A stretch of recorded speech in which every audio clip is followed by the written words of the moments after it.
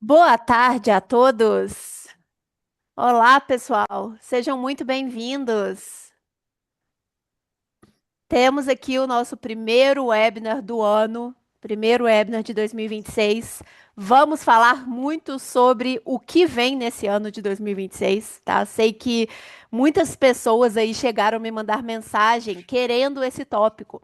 Faz um webinar, organiza um evento ali para a gente falar sobre as tendências para 2026, o que está no futuro para IA, tá? Então é exatamente sobre isso que vamos falar hoje. Sejam muito bem-vindos. Vou esperar mais uns 2 minutinhos aqui, pessoal. Tô conseguindo ver que tem um pessoal na fila esperando para entrar, tá? Então, na medida que todo mundo for entrando, é automático, é só porque vem cada um de uma vez, tá? Então, vou esperar só mais uns 2 minutinhos e a gente já começa, beleza? Boa tarde a todos. Pessoal, enquanto a gente não começa, vou explicando um pouquinho sobre a nossa dinâmica aqui do nosso webinar, tá? E umas dicas aí para vocês. Nós organizamos vários webinars aqui ao decorrer do ano na Pipefy, tá?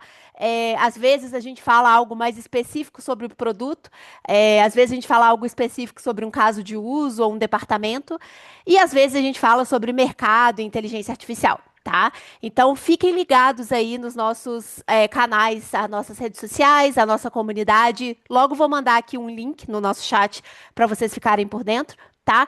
Que lá nós divulgamos aí os próximos eventos.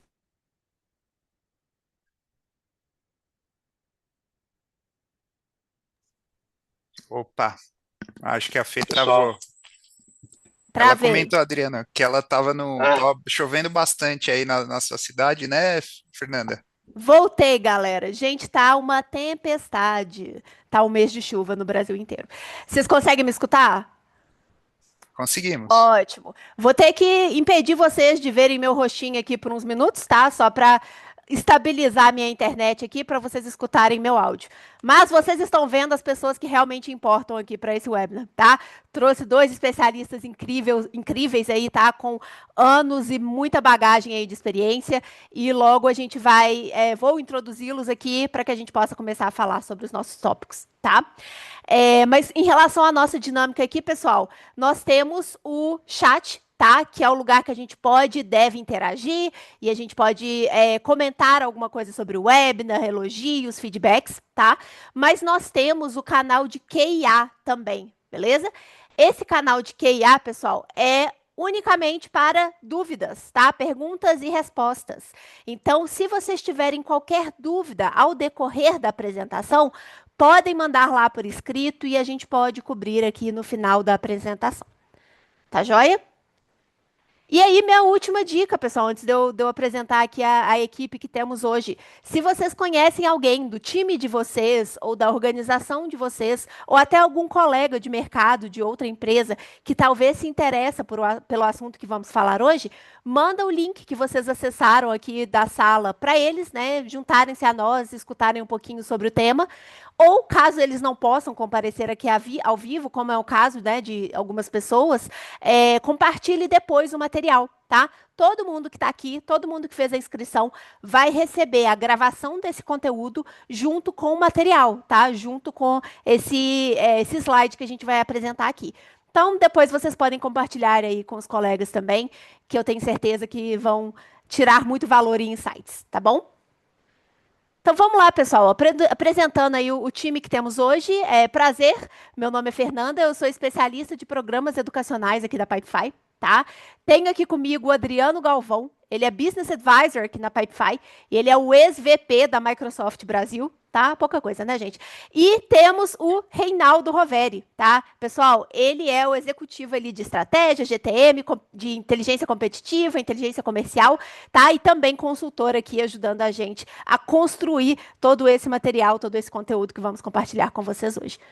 Beleza? Agora vou assumir meu posto aqui de aluna, tá? De aprendedora, como todos vocês, e vou deixar o Adriano compartilhar a tela aí e falar um pouquinho do webinar. obrigado, Fernanda. Sejam bem-vindos aí, pessoal. É um prazer estar aqui, uma honra falar num evento da Pipefy. Eu estou há cerca de 4, 5 meses trabalhando com a Pipefy. né, numa posição de advisor e aumentando cada vez mais o meu envolvimento com a Pipefy, e estou simplesmente apaixonado pela empresa, né? Além da tecnologia, tem uma visão fantástica, e falar de AI aqui no evento da Pipefy é extremamente importante, porque tudo que a Pipefy faz e toda a visão da Pipefy daqui para frente tem a ver com AI e está extremamente conectada com alguns conceitos que a gente vai ver aqui hoje. Bom, a Fernanda comentou, eu sou o Adriano, eu tenho uma carreira aí no mercado de cerca de 30 anos, dos quais os últimos 21 anos, até 2023, na verdade, eu trabalhei na Microsoft em diversas posições diferentes e fases diferentes da empresa também. E nesse período, eu pude testemunhar por dentro, né, como é que primeiro, o nascimento da AI, como a gente conhece hoje, né, os mecanismos aí, as soluções de AI generativa, né, a primeira grande surgiu com a OpenAI, que era uma grande aposta da Microsoft, né? E quando a OpenAI explodiu, a Microsoft já estava super bem posicionada ali para trazer o AI, trazer as tecnologias que ela apostava para o mercado na forma de produtos, né? E depois eu vim para o mercado e agora estou vendo aqui do outro lado como é que isso está evoluindo, né? Não só do ponto de vista de um fabricante de tecnologia, como era a Microsoft, como é a Pipefy, mas também pelo contato que eu tenho com clientes, como é que tem se dado, de fato, o uso de AI pelos clientes. Então, hoje aqui, a ideia é falar para vocês um pouquinho sobre isso, né? De onde viemos, onde estamos e para onde vamos com relação à utilização de AI por empresas, né? Como vinha sendo essa adoção, né? Que estágio nós estamos hoje, para onde nós estamos caminhando e quais são as principais transformações e preocupações. Para dividir esse tema aqui comigo, eu tenho o privilégio de trazer aqui o Reinaldo Roveri, que é um grande conhecedor do mercado e com quem eu tive o prazer de trabalhar anos atrás na Microsoft, quando ele era gerente de inteligência de mercado, e que agora, recentemente, se juntou ao meu time aqui na Pipefy para fazer um trabalho extremamente relevante de inteligência de mercado e posicionamento enterprise da Pipefy. Então, vamos lá. O que a gente vai falar aqui, né? A gente eu não sei se todo mundo aqui teve uma trajetória muito parecida com a minha, do ponto de vista de utilização e adoção de AI, mas eu fui surpreendido em 2022, ali, 2023, né, com o lançamento do ChatGPT, né? E logo no começo, muito curioso, comecei a testar aquilo como pessoa física, né, tentando aprender, tentando entender qual era o potencial daquela ferramenta, mas era uma coisa tão embrionária ainda, né, que a gente nem imaginava como é que isso poderia ser usado dentro das empresas, né? Acho que durante um ano e meio ali, eu continuei usando isso, e experimentando, testando e vendo os avanços. Aí surgiu o Gemini, surgiram outros algoritmos aí e tal. E gradativamente eu comecei a ver essas ferramentas virem para o âmbito profissional, né? A gente começar a usar isso nas empresas, seja o uso direto das ferramentas de LLM, seja as ferramentas de LLM embutidas aí em diversos softwares e aplicativos, na medida em que o OpenAI e outras abriam suas APIs, estimulavam o desenvolvimento a partir daquela tecnologia. Isso tem se dado de uma maneira extremamente rápida, né? A minha percepção é de que talvez nenhuma outra tecnologia na história da humanidade tenha sido tão rapidamente adotada e se faça tão presente num espaço tão curto de tempo nas empresas, né? Porém, até hoje, eu considero que nós estamos num modo experimental da AI nas empresas, né?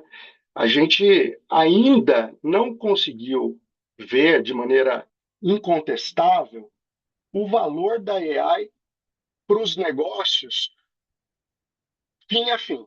Assim, o valor que tem sido possível, né, a partir da utilização de inteligência artificial nas empresas, né, principalmente ferramentas de IA generativa, ele tem sido algo um tanto isolado, um tanto específico, né? Algo, eu diria até, assim, com todo o cuidado, né? Marginal quando você pensa nas expectativas de resultado de uma empresa como um todo, né? E é sobre isso que a gente vai falar agora, né?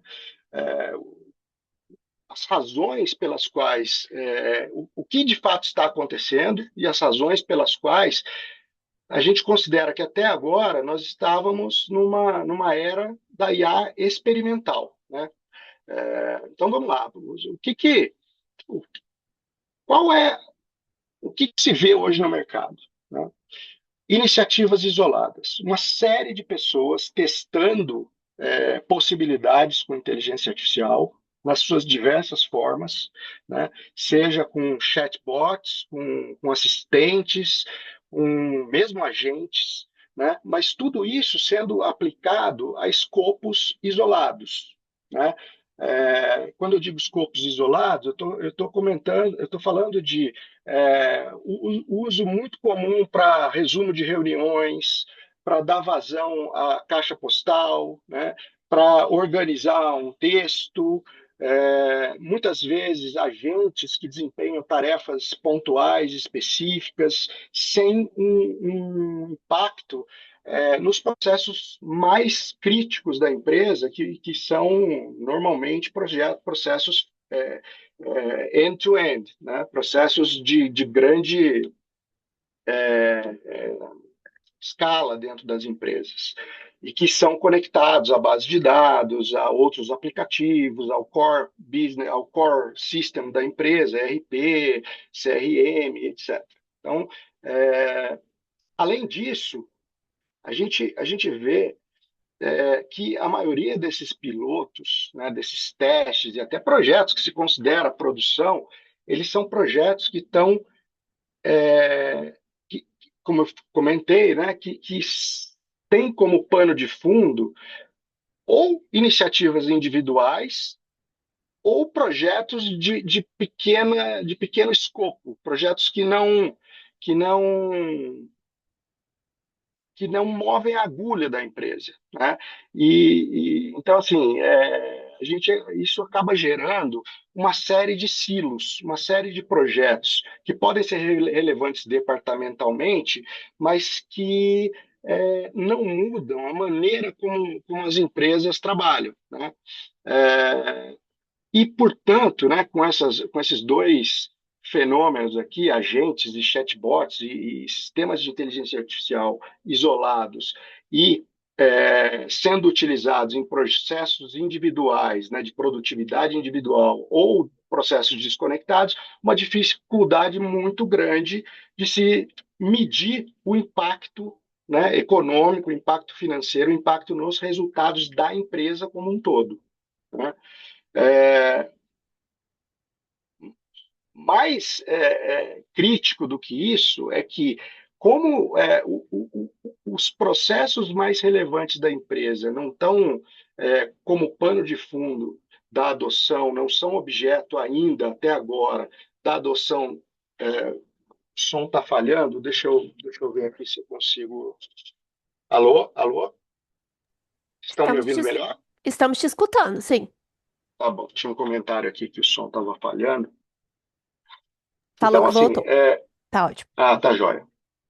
É, o ponto mais crítico aqui é que muitas vezes o uso de AI, né, em situações como essas que eu descrevi, ele leva a uma, ou seja, sem uma revisão mais profunda e mais ampla de processos, né, sem que os processos sejam cuidadosamente escolhidos e medidos e otimizados com o uso de AI, o risco que se corre aqui é de ao invés de se conseguir uma otimização e um ganho de produtividade, portanto, de resultados, é de uma exponencialização de processos que estejam errados na sua origem, né? Então, esse é o grande risco que a gente corre com essa abordagem.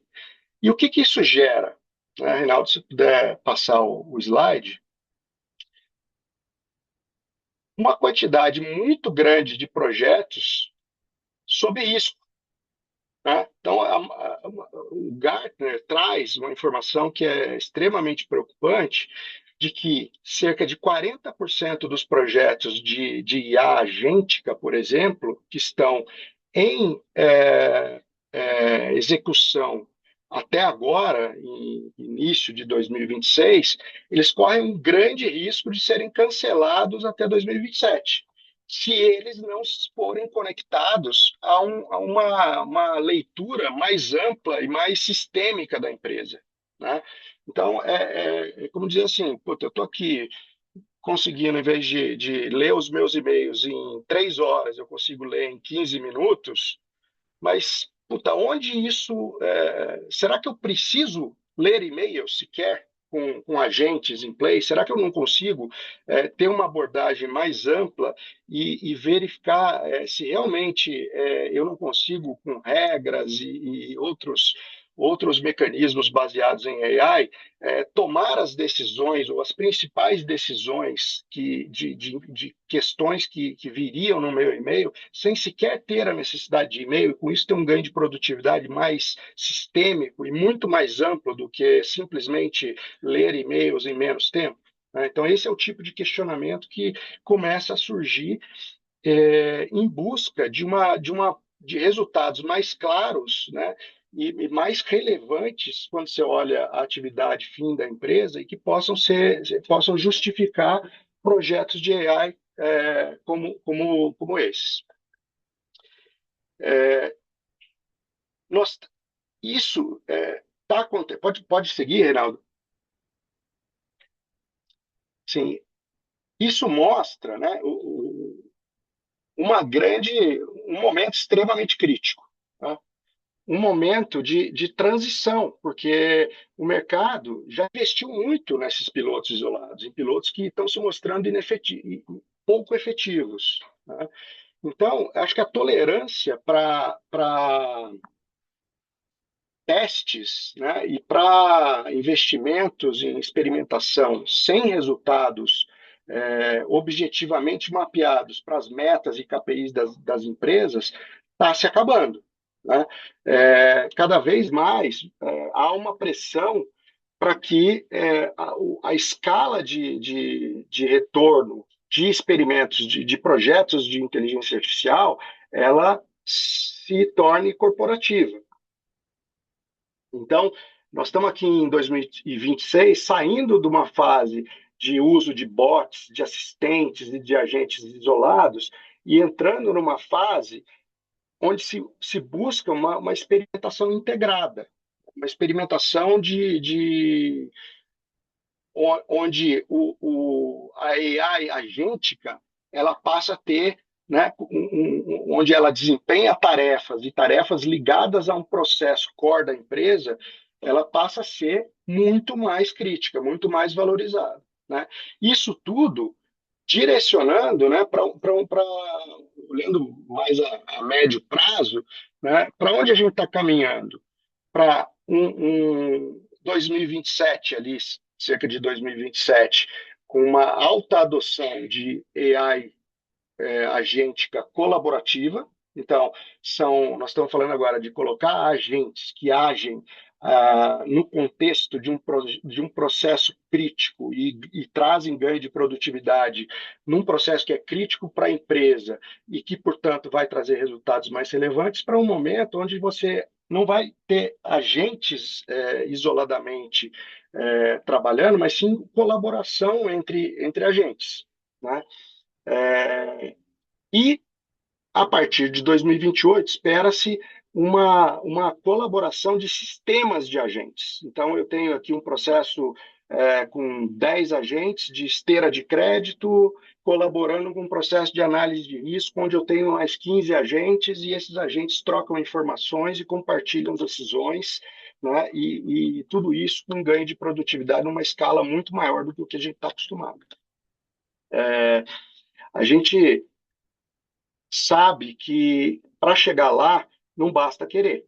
Então, empresas que estão olhando o futuro, que são, vamos dizer, future built, elas já estão no momento atual, tá? Não só iniciando essa abordagem mais ampla da utilização de AI nas empresas, mas elas estão desenhando as suas arquiteturas para que ela consiga escalar e acompanhar essa curva de tendência até os sistemas multiagênticos. Tá? Vamos para o próximo, Reinaldo. E essa evolução, né, através dessa linha do tempo, ela traz uma mudança de paradigma grande, né?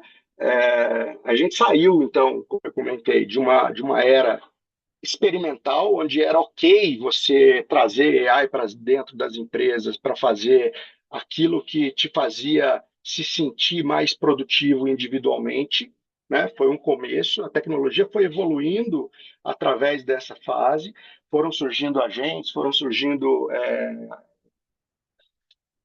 LLMs, modelos mais robustos, mais inteligentes e mais preparados, mais confiáveis, né?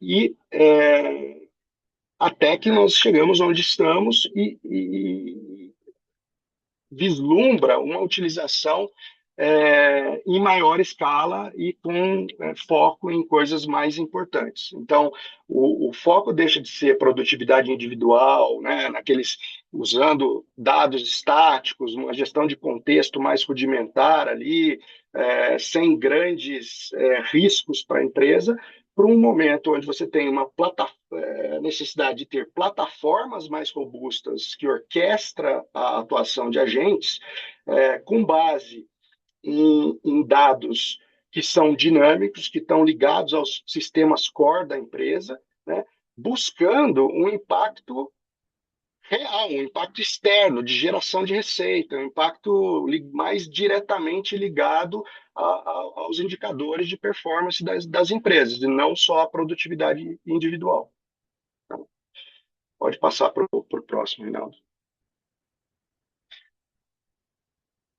Para chegar nesse ponto, né, ou partir desse ponto e evoluir, né, se acompanhando a curva das tendências que a gente mostrou ali, é extremamente importante começar a pensar agora e desenvolver uma arquitetura que viabilize essa evolução ao longo do tempo, né?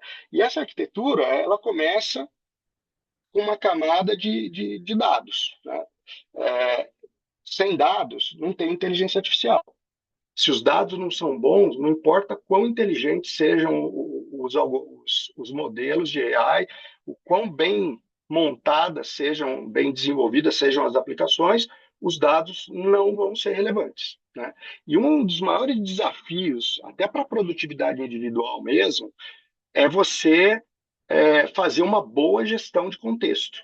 Ou seja, escolher bem os dados a partir dos quais você vai usar o seu modelo de LLM para tomar decisões, né? Agora, um modelo estático, mesmo com uma gestão de contexto extremamente rigorosa e bem implementada, será que ele é suficiente para acompanhar o crescimento da empresa, o comportamento, a sazonalidade, as mudanças que a empresa enfrenta, né? Será que existe, quando você não atualiza de maneira sistemática esses dados, será que as decisões elas não geram riscos que a gente nem imagina, né? Muitas vezes a AI se comporta como uma caixa preta, né? Se você não tem um controle, uma garantia de atualização desses dados, isso pode ser extremamente preocupante. Então, viabilizar uma gestão dinâmica de contexto, né, que serve como fonte de dados para as informações que os modelos de LLM vão utilizar para as suas análises, as suas tomadas de decisão, prioritariamente, é essencial. Então, esse é o primeiro ponto. O segundo ponto são os agentes, né? O, que é a mão de obra digital, né?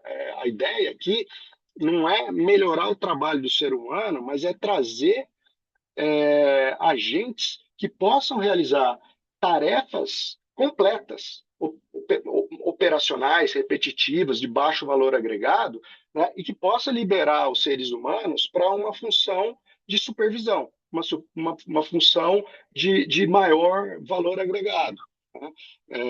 Então, ter uma boa estratégia, uma boa estrutura de criação e gestão desses agentes é extremamente importante. Né?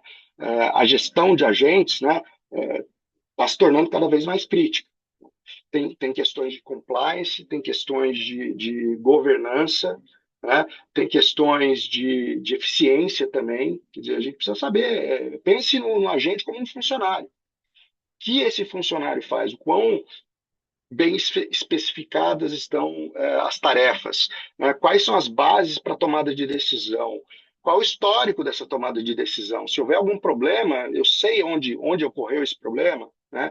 Está dentro das políticas da empresa, né? Então, tudo isso é extremamente importante quando se pensa em agentes.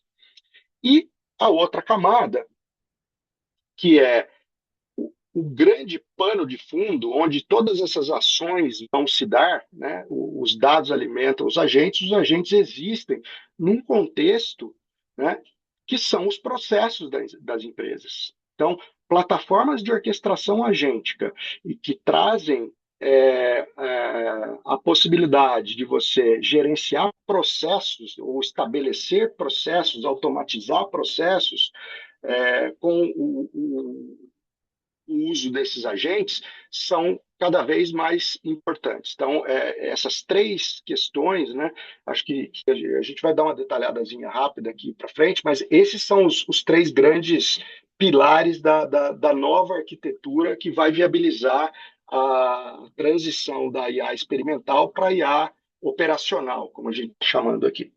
Pode passar para o próximo, Renato. Comentei, né? A primeira camada aí é a camada de dados, né? Então, a IA deixa de ser é, de acessar dados que foram colocados ali por um ser humano e tem que ser gerenciados e garantir e atualizados e a consistência garantida tal por seres humanos e passa a vir diretamente dos sistemas core da empresa. Né? Então, um contexto dinâmico que ele está vivo, ele está ligado aos sistemas core, está ligado ao SAP, ele está ligado ao CRM, né? A IA interpreta esses dados, né, vindo de de vários sistemas, no contexto de um processo, como a gente comentou ali. Né? Então, ela recebe esses dados, analisa esses dados, define a relevância desses dados, né, e passa a ter informações muito mais confiáveis e atualizadas, diminuindo o risco de alucinações, né? Alucinações causadas por má qualidade de dados. Próximo, Reinaldo. A segunda parte, né, que é a parte de agentes, a gente sai ali do agente reativo, né, onde você tem o ser humano basicamente disparando tarefas e controlando essas tarefas, para um modelo de agentes muito mais complexo, né? E com vários agentes colaborando. Então, não é um agente que faz a tarefa toda, devolve o resultado, depois o outro agente vai lá, faz uma tarefa completa a partir daquele resultado, e daí traz outro resultado, uma coisa meio sequencial. A execução de uma tarefa ela vai ser feita por um time de agentes. Né? É como que no slide eu comento, né, uma metáfora de uma equipe de Fórmula 1. Imagina se o carro de Fórmula 1 para no pit stop, aí vem um mecânico, troca o pneu, aí depois troca o outro pneu, aí depois coloca combustível, aí depois, quer dizer, a tarefa vai ser feita, mas o resultado que ela vai produzir extremamente aquém do necessário, né? O que acontece? Uma colaboração de mecânicos, cada um com sua especialização, cada um com a sua tarefa, né, e a sua inteligência a respeito daquela tarefa, né, sincronizados e fazendo a tarefa por uma fração do tempo e aí sim, né, entregando um resultado relevante. Pode seguir, Reinaldo. E aqui, né, a última, terceira camada, a camada de workflows, né? Assim, o workflow é o contexto onde essas tarefas ocorrem, né? No workflow, você sabe para onde o que você tem que fazer, para onde você tem que ir, quais são as limitações, o que não pode ser feito, né? O que ocorre automaticamente, o que ocorre a partir de um input de um supervisor, né? Então, é de extremamente importante a gente pensar essa IA operacional não como algo isolado, mas como algo que vai existir num contexto. E esse contexto são os processos da empresa. Então, nessa evolução, né, a gente sai de um processo, né, onde você tinha as tarefas, né, como eu falei, sendo desempenhadas eventualmente por agentes, eventualmente por seres humanos, né, na maior parte das vezes, muitas vezes seres humanos apoiados por AI, mas tarefas fragmentadas, né, que normalmente tinham que ser concatenadas e colocadas ali em sequência por seres humanos, né? Para um momento onde o que se espera é plataformas que consigam coordenar sistemas, agentes, automações, né, numa sequência lógica, né, dentro de um processo, né, onde o que o supervisor, o human in the loop, vai de fato observar é o resultado final, e não necessariamente as tarefas intermediárias.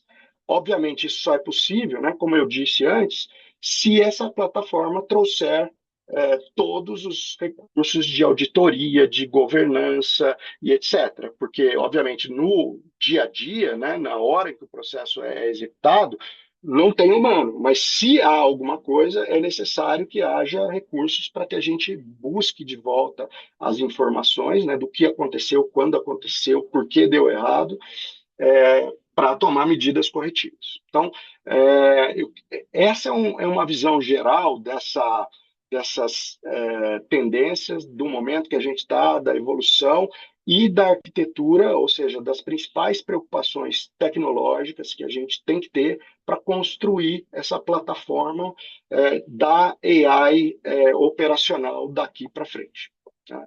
Eu vou convidar o Reinaldo para continuar e complementar a minha apresentação com alguns dados de mercado, né, e com alguns outros aspectos que compõem esse cenário, que vão trazer uma perspectiva mais de negócios aqui para a discussão.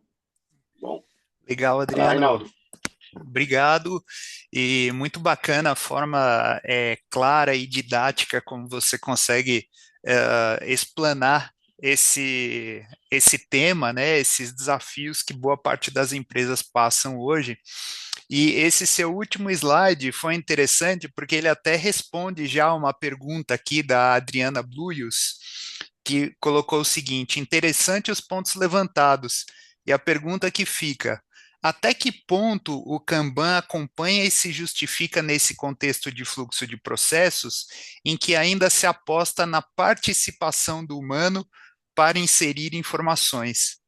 Eu acho que foi justamente isso que você comentou, né? Em que a gente sai de um cenário com a participação direta, o humano ainda como protagonista, e ele passa a ser um supervisor do processo digitalizado. Agora, é claro, né, Adriana, existem aí muitos desafios também relacionados à própria integração com os sistemas ou mesmo à própria digitalização dos dados da empresa, né? Tem muita empresa ainda que funciona com processos em papel, e aí acaba ficando impossível você colocar um agente no meio, né? Mas, de maneira geral, o que a gente tem visto como evolução, e o Adriano colocou isso de forma muito didática aqui, é a gente conseguir, de fato, transformar o humano num supervisor de processos robóticos, né? Processos guiados por agentes. Então, eu queria aproveitar e até convidar vocês a colocarem mais perguntas aqui no Q&A, ou colocar também alguns depoimentos, comentarem um pouco aí das dificuldades que vocês têm no dia a dia para implementar agentes, para implementar processos digitalizados, porque ao final aqui a gente reservou 10 minutinhos para conseguir conversar, responder algumas perguntas aqui, ou mesmo colocar para os outros participantes os desafios e as dificuldades que vocês têm nessa jornada, né, de digitalização das empresas.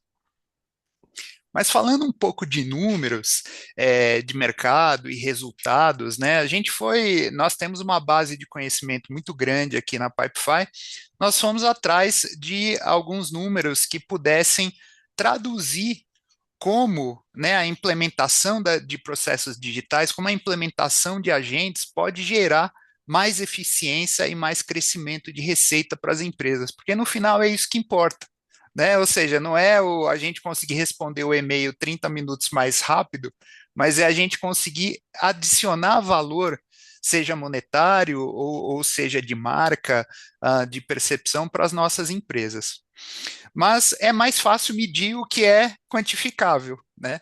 E esse estudo aqui da Hackett Group, que é uma empresa de consultoria de Londres, ela mostra que empresas que estão adicionando agentes, estão digitalizando os seus processos, já conseguem reduzir em 45% seus custos operacionais de processamento e fechamento financeiro, e conseguem aumentar a velocidade do fechamento financeiro em até 57%. Né? Ou seja, atividades burocráticas, que às vezes com baixo valor agregado, como o Adriano falou, são diretamente impactadas e o ROI, né, o retorno sobre o investimento, fica muito tangível. Adriano também comentou sobre empresas future built, né, ou seja, construídas para o futuro, que esse termo foi cunhado agora recentemente em 2025 pela BCG, por aquela consultoria também, Boston Consulting Group, e que constatou, né, por meio do estudo e da observação de várias empresas, que essas empresas que investem mais em tecnologia, têm processos mais digitalizados, conseguem, de fato, gerar 1,7 vezes mais receita no final do ano do que aquelas empresas que ainda não estão digitalizadas. Ah, Reinaldo, mas isso é só culpa da digitalização? Não necessariamente. Uma empresa que é future built, ou seja, que ela acredita no investimento em tecnologia da informação, em digital, ela culturalmente já consegue ser um pouco mais visionária, né? Ela já tem essa eficiência maior como mindset. Agora, o fato dela investir nisso e realmente conseguir o retorno é o que demonstra que, de fato, a tecnologia pode trazer, sim, esses benefícios. Um outro estudo feito pela Dell e pela Deloitte também no ano passado mostra, né, uma redução de cerca de 50% no processamento de tarefas rotineiras, tarefas que muitas vezes eram feitas por humanos e passam a ser feitas por robôs. Uma delas, por exemplo, que é esse estudo da Quark RH, é a seleção, né, de currículos e processos de contratação. Então, todo aquele fluxo burocrático que muitas vezes exigia a participação de um humano ali, ele acaba sendo reduzido em praticamente 90% do tempo, né? E 86% de redução de custos com pessoal e demora e tudo mais, justamente por a gente ter conseguido digitalizar o processo. Agora eu não consigo entrar muito em detalhes aqui, imagino que vocês já tenham alguma noção, mas podem colocar aqui nos comentários, aí no questionário, se vocês já tiveram alguma experiência com redução de custo aí significativa com a implementação de agentes ou de processos digitais. Seguindo um pouco mais aqui, eu acho que só reforçando essa questão da falácia da produtividade, né? Para que a gente consiga adicionar valor real ao nosso negócio, à nossa empresa, não basta apenas, né, adquirir os agentes ou implementar IA para escrever e-mails 10% mais rápido. Né? Isso é uma eficiência marginal, é um processo que continua quebrado. Quer dizer, a gente está fazendo mais rápido aquilo que a gente fazia já manualmente, só que de forma errada. Então, não é só colocar a tecnologia, é necessário rever o processo para ver se, em primeiro lugar, a gente realmente precisaria responder aquele e-mail, se aquele e-mail já poderia entrar num fluxo operacional digitalizado. Então, a gente precisa redesenhar o processo para que aquele e-mail nem precise existir. Essa é a verdade. Então, é um impacto externo, a reinvenção do trabalho. É o que o Gartner vem chamando aí de AI-led Job Reinvention, né? Ou seja, a reinvenção dos postos de trabalhos por meio da inteligência artificial. E qual que é o tecido conectivo de todo esse ecossistema, né? O que a gente chamava desde, essa palavra já não é tão nova, né? Mas são os middlewares, né?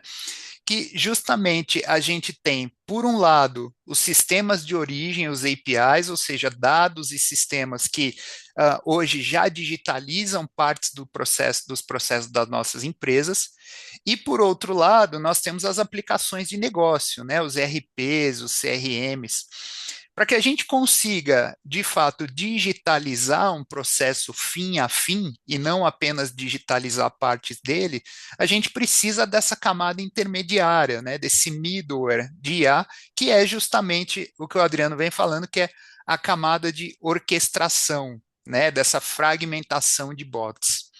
Então, em 2026, a gente já está falando de hoje, né? O valor não estará mais na interface propriamente dita, ou seja, no chatbot ou no front-end das aplicações, mas sim nesse motor invisível que corre por trás e que conecta os vários sistemas legados das empresas com esses agentes modernos, né, nos bastidores. Eu acho que é impossível a gente, do dia para a noite, conseguir atualizar e colocar agentes em todos os sistemas da nossa empresa. Ainda existe muita coisa legada e que vai ficar lá. Né? E coisa legada, eu estou falando do ERP mesmo, né? Que é o Excel que resolve os problemas, não é nem o ERP sistema, ou seja, como é que a gente coloca esses dados, né, imputa esses dados dentro de processos digitalizados e que a gente consiga se livrar um pouco dos trabalhos operacionais. Mas isso precisa ser feito com segurança.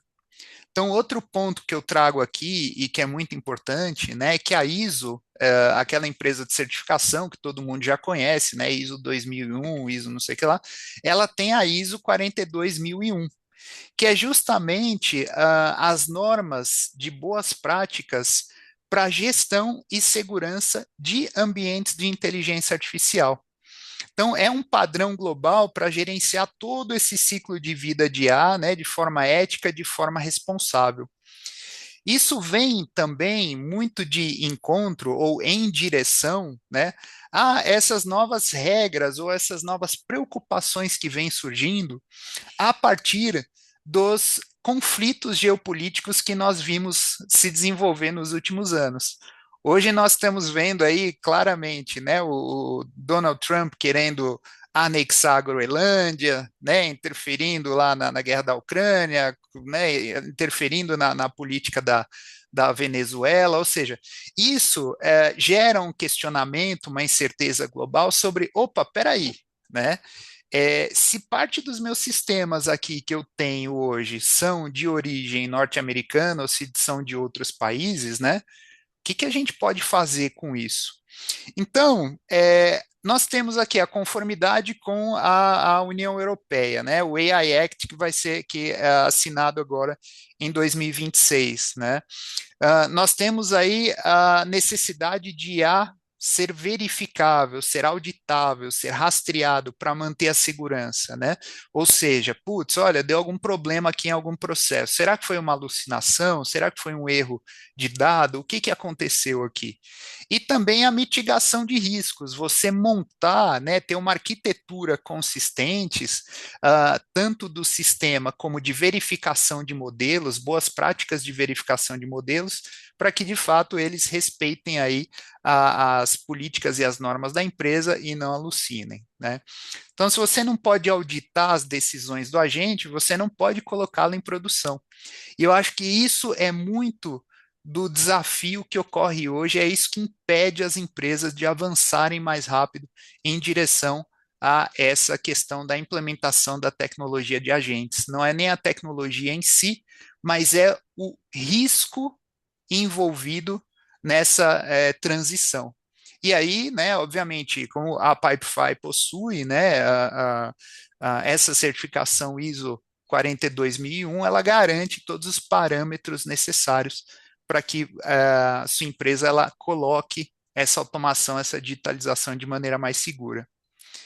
E o assunto que mais se fala hoje, como eu já introduzi no slide anterior, é a questão da soberania de dados, né? Ou seja, antigamente, até pouco tempo atrás, a gente falava assim, mas na nuvem não importa onde estão meus dados, o que importa é que eu tenha o processamento ao melhor custo possível, eu tenho armazenamento replicado em várias partes do mundo, isso dilui meu risco. Opa, peraí, hoje nós estamos falando de alinhamento geoestratégico. Quer dizer, será que os meus dados estão em países que estão alinhados com a minha geopolítica, né? Será que existe essa segurança, né? Será que os meus clientes, os clientes que eu atendo, eles estão de acordo com que os dados deles estejam hospedados em data centers em outros países?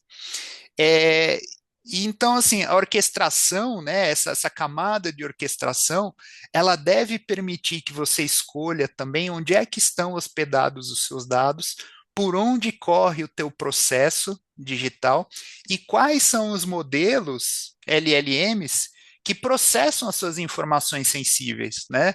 Que a gente falou de OpenAI, mas também falamos do Google Gemini, falamos do DeepSeek, falamos do Grok, ou seja, de onde são, de onde vêm, quais são esses modelos que estão processando hoje os dados da minha empresa. E isso é possível fazer por meio da camada de orquestração. Tá? E com isso, né, a prioridade para resiliência, controle regional de dados para mitigar riscos de sanções, espionagem industrial, né, ela acaba sendo, você acaba conseguindo controlar esses riscos, né, adicionar resiliência para a tua empresa, o que é de fato uma prioridade de boa parte dos diretores de tecnologia globais agora em 2026, segundo Gartner. Então, a gente vive um momento em que a janela de decisão, né, ela está cada vez mais curta, ela é agora. Né? Ou seja, o próprio Gartner, nessa mesma pesquisa, diz que 84% dos CIOs já realizam pivôs não planejados para expandir investimentos em IA. Porque quando você consegue acertar na implementação, o retorno sobre o investimento é muito tangível, né? A gente está falando de reduções de custo aí na ordem de 50%, 60%, aumento de eficiência também acima de 60%. Agora, não basta colocar apenas os agentes ou sistemas de IA isolados em diferentes departamentos. É necessário ter justamente essa arquitetura de orquestração que deve estar funcionalmente, né? Ou seja, as empresas que não começarem a desenhar agora, lá em 2028, muito provavelmente estarão, né, funcionalmente 2 anos atrás da concorrência. Quer dizer, empresas que estão olhando para isso agora, lá em 2028, quando a gente tiver uma tecnologia ainda mais madura, né, com menos alucinação, com mais segurança, arquiteturas melhores, vão conseguir extrair muito mais valor amplo, valor escalável, valor fim a fim dos ambientes de inteligência artificial, se comparado àquelas empresas que continuarem apenas implementando de forma somente departamental, de forma somente isolada. Não que isso seja errado, que isso seja um problema. Quer dizer, existem empresas e existem casos que continuarão nessa toada. Agora, no que se refere à competitividade e valor para o negócio, é muito melhor você começar a pensar desde já em uma arquitetura que permita com que você escale e integre os seus agentes para que lá em 2028, como o Adriano perguntou, a gente consiga ter um ambiente de multi-agentes trabalhando em conjunto nos processos fim a fim e totalmente auditáveis, totalmente seguros, com seres humanos não mais participando só do projeto, mas principalmente supervisionando todos esses processos digitais ao longo da cadeia de valor da empresa.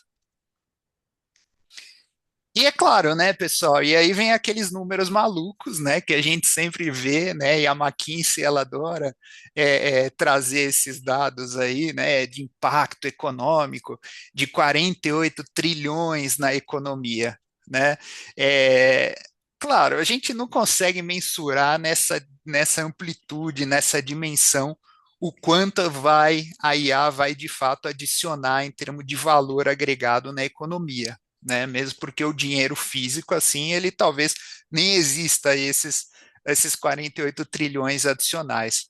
Mas o ponto desses estudos, eu acho que essas modelagens, essas provocações que as consultorias fazem, é justamente para mostrar que se nós hoje conseguíssemos digitalizar, né, processos, fluxos que hoje são tarefas desempenhadas por humanos, que custam, que tem a infraestrutura por trás, que tem tecnologia antiga por trás, nós conseguiríamos economizar uma boa grana. Agora, poxa, para onde poderia ir essa grana que hoje é gasta com isso, né?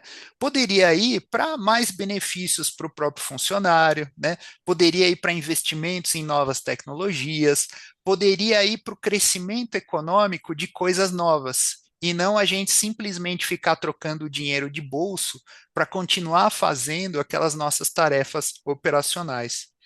Então, a diferença aqui entre os líderes, né, as empresas future built e os retardatários, não será na tecnologia que compram, mas na rapidez com que orquestram esse valor. Como eu falei, quem não começar agora já a olhar para uma arquitetura de orquestração para conseguir extrair esse valor melhor em 2028, provavelmente em 2028 vai estar na mesma situação agora de 2026. Então, para finalizar aqui, pessoal, a gente deixar um espacinho aqui para perguntas e respostas, e fiquem à vontade para colocar aqui no Q&A, né? Eu queria passar um plano de ação aqui, um passo a passo, para você construir esse seu mapa, esse seu roadmap de orquestração. Poxa, legal, Reinaldo, gostei do que você falou, Adriano, gostei do que você falou, mas por onde eu começo? Né? Primeiro passo, pessoal, é mapear os teus processos críticos, né? Identificar aqueles 2 ou 3 fluxos que são de ponta a ponta para eliminar os handoffs manuais. Quer dizer, não adianta ter um processo ali que tem 4 ou 5 etapas e a gente digitaliza cada uma das etapas, mas a passagem de uma para outra ainda é manual, né? Não pode ser assim. Então, a gente simplesmente acelera ou cria gargalos ali no processo. É necessário mapear o processo de ponta a ponta e ter uma camada, né, colocar uma camada de orquestração que enxergue esse processo de ponta a ponta, e aí você vai digitalizando as partes, cada uma das etapas. Segundo, é definir uma governança, né? Ou seja, colocar processos e boas práticas, estabelecer requisitos de auditoria, controle de custo, como é que vai funcionar o processo, como é que ele vai ser auditado, antes mesmo de você colocar a mão no código, porque senão você simplesmente vai digitalizar algo que já está quebrado. Que a gente chama aqui de montar um time de sentinela, né? Quer dizer, designe responsáveis por monitorar o desempenho e otimizar, né, o contexto, o processo continuamente. Quer dizer o seguinte, tem aquele velho ditado, garbage in, garbage out, né? Quando o lixo entra, o lixo sai. Não adianta você ter uma tecnologia de agentes super avançada, toda orquestrada fim a fim, agora os dados que estão entrando são ruins. é óbvio que ele vai cuspir coisa ruim lá no final, né? Ele também não consegue arrumar. A não ser que você coloque na etapa do processo um agente que vai auditar aquele dado e vai falar, ó, esse dado tá bom, esse dado tá ruim. Mas aí é outra história. E, por fim, escolher uma plataforma de orquestração para que você não tenha várias plataforminhas orquestrando partes de processos também. Né? Quanto mais homogêneo, quanto mais centralizado isso for, né, maior a chance de você conseguir ter a visibilidade de processos fim a fim, a segurança de processos fim a fim. Foi assim, por exemplo, que nasceu a SAP, que é o ERP que todo mundo conhece, em que eles desafiaram lá atrás, na década de 80, se eu não me engano, a forma como as empresas, né, estavam olhando para os seus processos, né, de forma muito fragmentada, existiam processos muito fragmentados, e eles desafiaram e falavam assim, por que a gente não coloca tudo junto numa mesma base de dados? E hoje a SAP é o ERP de 99 das top 100 maiores empresas do mundo, né? Esse é o número mesmo. E transformou a maneira como a gente olha para a orquestração de processos dentro das nossas empresas. Agora, o ERP tradicional, ele já está ficando um pouco para trás. Agora a gente está falando desses processos digitalizados baseados em agentes, certo? E é aí que a gente já, a Pipefy como já experiente nessa camada de negócios, fala, olha, a gente observa que é de fato um ponto crítico de sucesso você ter uma camada homogênea de orquestração fim a fim. Então é isso, pessoal, que eu queria trazer para vocês aqui e aproveitar esses minutinhos aqui, 2 minutinhos finais, para responder uma pergunta. E tem uma pergunta aqui para Fernanda Cunha. Tem uma do Sérgio Portugal aqui, ó. Eu só vou colocar esse do Sérgio. As IAs tendem a resolver tarefas cada vez mais complexas, porém a biologia humana foi programada para recompensar nosso esforço na execução e resolução de tarefas com a liberação de hormônios como a dopamina. Resumindo, a abundância de capacidade das IAs de execução e realização de tarefas cada vez mais complexas não podem gerar uma abstinência nas pessoas? Ótimo Boa. ponto, Sérgio. Quer comentar aí, Adriano? O meu comentário é o seguinte: eu acho que a dopamina vai ser plenamente utilizada, mas em outras tarefas, outros tipos de tarefas, né? As tarefas é que vão mudar, elas não vão deixar de existir, você pode ter certeza. É isso aí. Posso colaborar aqui, pessoal? A Claro, minha Fernando. maior dopamina aqui no trabalho é fazer webinars como esse, tá? Eu adoro estar em contato ali com outros especialistas, estar em contato com clientes, com pessoas que nem conhecem Pipefy e querem conhecer. E olha que legal, em 1 hora que eu fiquei aqui completamente focada no webinar, que nem vocês, eu tenho 3 a 4 agentes trabalhando para mim. Tem um que depende, tá? Porque depende ali da mensagem se eu vou receber e-mail ou não. Mas os outros 3 estão trabalhando em tarefas internas aqui que vou ser honesta, em 2024 eu estava aqui na Pipefy, dedicadas a ela, não tinha tanto tempo para fazer meu webinar. Então, são tarefas que eu nem quero mexer mais e já tenho confiança nos meus agentes para tocar para mim. É Imagino isso que se aí. não fosse isso, né, Fernanda, você ia estar aqui no webinar e multiprocessando, respondendo Exatamente. e-mail, disparando coisas, Ou e seja, nem com os prestaria agentes atenção. trabalhando, você está focado aqui prestando atenção. Eu acho que esse é Perfeito. um excelente exemplo, né? Né? Bom, E tem uma outra aqui para a gente finalizar, que eu acho que é bom, Adriano, você comentar também, né? Que é do Tiago Barragan. Ele falou assim: outra dúvida, tem alguma sugestão de plataforma de orquestração? deixa eu pensar um pouquinho. Eu Pipefy, que acho tal? que começa com P, calma. Com P e termina com Y. Mas é uma Brincadeiras à pergunta, sabe parte, que é uma pergunta legítima, porque total. pode ser que muitas pessoas não entendam a Pipefy como uma É, plataforma de orquestração, Perfeito. assim como uma ferramenta para você digitalizar processos isolados. total. E não é isso, né? Pipe, é isso aí, Reinaldo, você matou. Pipefy surgiu, né, como uma plataforma de automação de workflows, né? Depois, a gente plugou ali na plataforma um estúdio de criação de agentes. Agora, a gente está evoluindo a plataforma para ela orquestrar os processos e os agentes que compõem esses processos e se integrar com todo o tech stack da empresa, né? Então, a nossa visão de futuro, ela está absolutamente alinhada com essa visão aqui que nós mostramos, né? E a plataforma caminha a passos largos e rápidos na direção dela ser a melhor plataforma de orquestração do mercado, no contexto que a gente apresentou aqui. É isso, Isso aí. pessoal. Perfeito. Até aproveitei esse gancho aí para deixar um QR Code aqui na tela, tá? Mandei o link no chat também. Tivemos algumas perguntas aí, pessoal, em relação a materiais educacionais, né? Como que eu consigo entrar em contato com o meu gerente de conta, ou eu consigo entrar em contato com alguém da Pipefy para me explicar um pouco mais sobre as propostas dos agentes, como que eu posso solucionar um problema, uma dor que eu tenho aqui na minha empresa, é através desse link, tá? Também disponibilizei algumas perguntas e respostas aí, e eu vou mandar aqui no chat, tá? Só para finalizar ali o tempinho que a gente tem, o meu e-mail, beleza? Então é fernanda.cunha@pipefy.com, tá bom? Estou presente aí em todos os nossos materiais educacionais, vocês vão me achar por outro lugar, mas qualquer caminho que vocês seguirem, vocês vão encontrar ali a solução Pipefy para o negócio de vocês. Tá bom? Ô, Fernando, um comentário final Por aqui. Nós favor. estamos terminando pontualmente às 4 da tarde. Eu acho que a gente se transformou em agente. Eu estou com Eu essa acho. impressão. Eu acho. A gente foi Não na é lata. possível. Na lata. Pessoal, muito obrigado, viu? Um agradecimento ali muito especial ao Adriano, ao Reinaldo. Foi um conteúdo muito, muito rico. Logo vocês vão receber esse conteúdo no e-mail de vocês e nós vamos publicar no nosso YouTube, na nossa comunidade. Tudo até amanhã de manhã você já tem acesso a isso e compartilhem aí com quem vocês acham que pode aprender um pouquinho mais sobre essas tendências que temos para IA em 2026. Tá joia? Obrigada, pessoal. Vejo vocês mês que vem Obrigado. no nosso próximo webinar, tá bom? Até Valeu, mais. Obrigado, gente. pessoal. Tchauzinho.